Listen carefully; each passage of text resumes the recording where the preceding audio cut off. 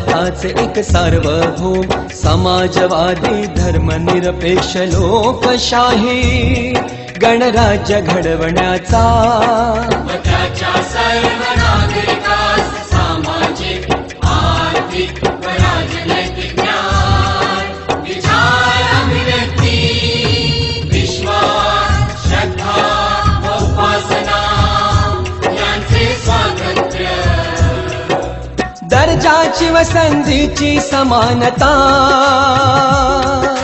निश्चितपणे प्राप्त करून देण्याचा आणि त्या सर्व